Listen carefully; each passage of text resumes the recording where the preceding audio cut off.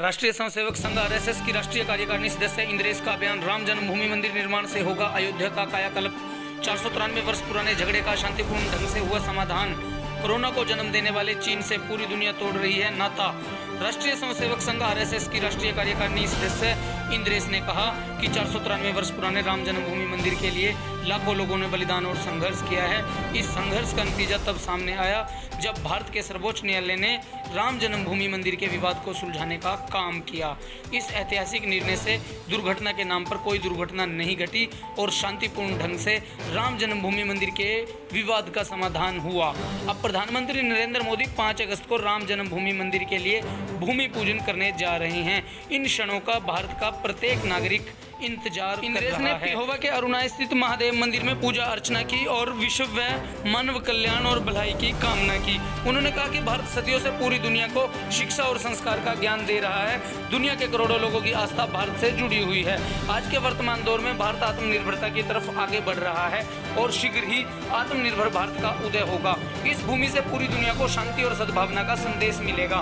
उन्होंने पत्रकारों के एक सवाल का जवाब देते हुए कहा कि चीन ने कोरोना नाम के एक जैव शस्त्र को जन्म दिया। इस कोरोना वायरस की चपेट में पूरी दुनिया के लोग आए। इस वायरस से करोड़ों लोग संक्रमित हो चुके हैं और लाखों लोग मर चुके हैं।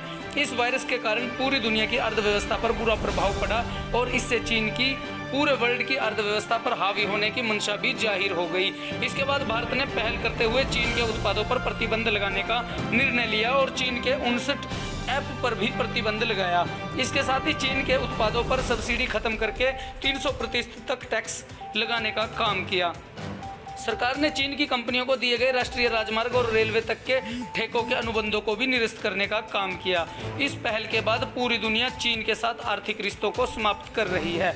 उन्होंने कहा कि चीन को अपनी चीनी हदों तक ही सीमित रहना चाहिए। चीन की भूगोल के अनुसार जगह निर्धारित है, इसलिए चीन को भारत की जमीन पर किए कब्जे को छोड़कर वापिस चले जाना चाहिए, अन्यथा सेनाएं इसका जवाब देने के लिए तैयार हैं। इसके साथ ही पाकिस्तान को भी अपने सीमित दायरे में रहना चाहिए। उन्होंने देश की बहनों से अपील करते हुए कहा कि विश्व में शांति बनाए रखने के लिए रक्षाबंधन के इस पावन पर्व पर एक राखी सीमाओं पर तैनात सैनिक, एक राखी रामलला को, एक राखी भारत के प्रधानमंत्री को, एक राखी यूएनओ को भेजनी चाहिए।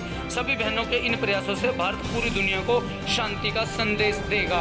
कुरुक्षेत्र मीडिया के लिए राजेंद्र स्नेही की रिपोर्ट। 493 वर्ष पुराना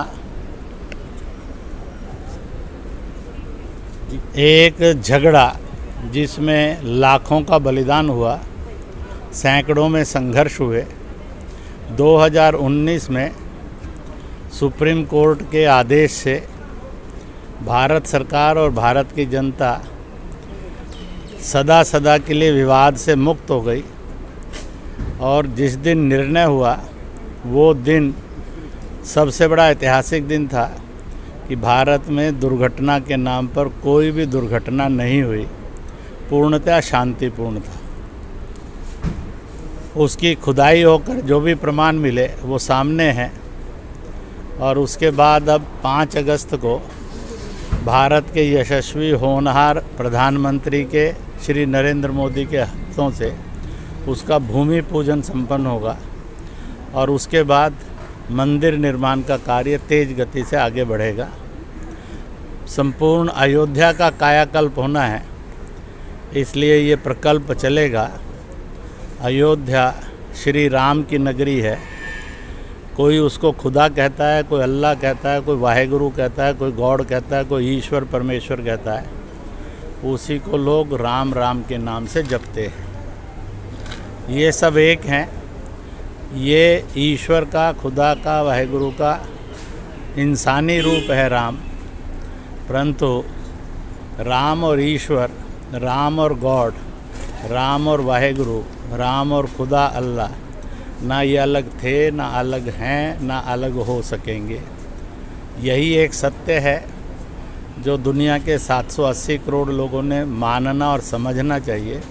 भारत के 135 करोड़ लोग इसको समझेंगे, मानेंगे तो भारत महान होगा, विश्व का और नेतृत्व करने वाला भारत, आत्मसमर्थ भारत होगा, आत्मनिर्भर भारत होगा और मनुष्यों के अंदर अच्छे और योग्य संस्कार, इस तीनों चीज़ों के साथ से विश्व के अंदर शांति और सद्भाव इसका मार्ग प्रशस्त होगा, उसको कहते हैं श्री राम मंदिर भूमि पूजन और श्री राम का मंदिर निर्माण।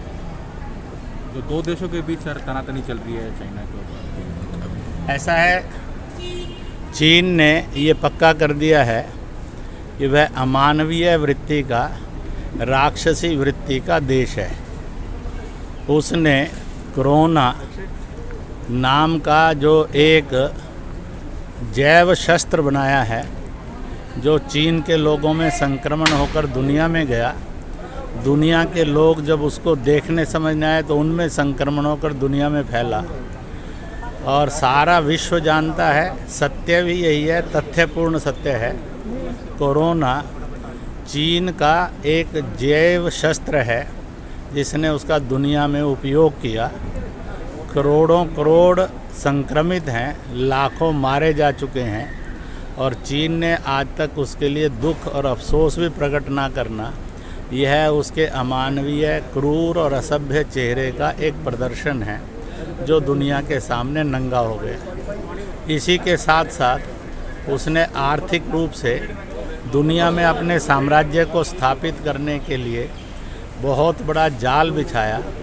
अब भारत की जनता ने और भारत की सरकार ने प्रथम लीड लिया, चीनी माल बेचेंगे नहीं, चीनी माल खरीदेंगे नहीं, चीनी माल का उपयोग नहीं करेंगे, चीन और चीनी माल की होली जलाएंगे।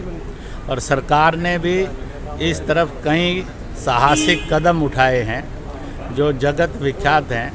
59 ऐप उन्होंने कैंसिल कर दी, जितने नेशनल हाईवेज़ के बड़े ठेके थे वो स्थगित कर दिए और उनके ऊपर सब्सिडी तो दूर की बात है, 300% से अधिक उसके ऊपर टैक्सेस लगा दिए हैं।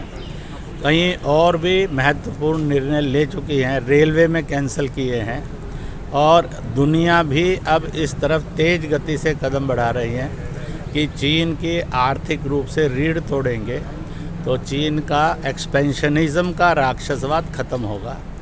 आज उसने सेना के घमंड पर भारतीय सीमाओं पर कब्जा किया है, जबकि चीन कभी एक देश नहीं था। चीन की सीमा चीनी दीवार, बाकी सब अवैध कब्जा है। चीन ताकतवर होने लगा, उसने साउथ यूनान के भूभाग को कब्जा किया, उसने तुर्किस्तान के ईस्ट झिकियांग पर या सिकियांग पर कब्जा किया, उसने मंगोलिया और कम्पुचुरिया के भी थोड़े थोड़े भूभाग पर कब्जा किया। पंडित नेहरू के नेतृत्व में भारत से हिंदी चीनी भाई भाई की मूर्खतापूर्ण रास्ता दिखाकर 59 में उसने तिब्बत पूरे का पूरा हड़प लिया। 60 लाख तिब्बतियों में से 10 लाख का कत्लेआम उसने किया और कैलाश मानसरोवर सदा के लिए भारत से पराया हो गया। वह अब पराया ना रहे, यह एक बड़ा संकल्प है। ताइवान को, उसकी स्वतंत्रता को वो ख़त्म करना चाहता है। हांगकांग को स्वतंत्रता नहीं दे रहा, कुचल रहा है। जो मलय सागर था इतिहास का, उस पर दक्षिणी चीनी सागर की मोहर लगाकर अपने बताने का एक बलात् खतरनाक काम कर रहा है। मैं सबसे निवेदन करूंगा, दक्षिणी चीनी सागर नहीं गए, यह पूर्वी मलय सागर था, है और रहेगा। वहाँ पर मलय समीरें कहते हैं समुद्र के अंदर जितने भी और व्यापार के केंद्र हैं उनमें सर्वाधिक स्वास्थ्य के लिए लाभकारी यह और भूगोल है, इसलिए इसको पूर्वी मलय सागर कहना चाहिए। दक्षिणी चीनी सागर कहना यह बेईमानी भी है, असत्य भी है, अधर्म भी है, अपराध भी है और उस पर कब्जा करके दुनिया के समुद्री मार्ग पर भी कब्जा करना चाहता है। वह नेपाल को उसने घेर लिया है, पाकिस्तान के अंदर घुसकर बैठा है और इसलिए आज एक संकल्प लेना चाहिए। कैलाश मानसरोवर, पीओजे के एक्साई चीन आदि भारत का था, फिर से भारत का होना चाहिए। There is no one China. China एक छोटा सा चीनी दीवार में है, बाकी सब उसका एक्सपेंशनिज़्म है, विस्तारवाद है। इसी तरह से there is no one Pakistan, वह 1 से 2 हिस्सों में टूटा, अब 5 हिस्सों में वहाँ बगावत है कि वह कल ना रहे। इसलिए चीन की सैनिक शक्ति को, चीन की आर्थिक शक्ति को और चीन की जैव शस्त्र शक्ति को अगर विश्व में कोई मुंह तोड़ जवाब दे रहा है तो भारत दे रहा है तीनों मोर्चों पर। इसलिए दुनिया भारत के साथ खड़े होकर इस राक्षस से, शैतान से, अमानवता से स्थायी रूप से मुक्ति के लिए संघर्षरत है। मैं आपसे एक अपील कर दूंगा, इस समय में रक्षाबंधन आ रहा है, सब भाई बहनों से, माताओं से, बेटियों से और भाइयों से भी अपील है, मदद करें। एक राखी शहीद सैनिक और सैनिक के नाम से फोर्सेस के हेडक्वार्टर पर भेजें। एक राखी जो है रामलला के नाम अयोध्या भेजें और एक राखी भारत के लिए, भारत के यशस्वी प्रधानमंत्री के नाम भेजें और एक राखी यूएनओ भी भेजें, ताकि विश्व शांति और सद्भाव वाला विश्व बन सके।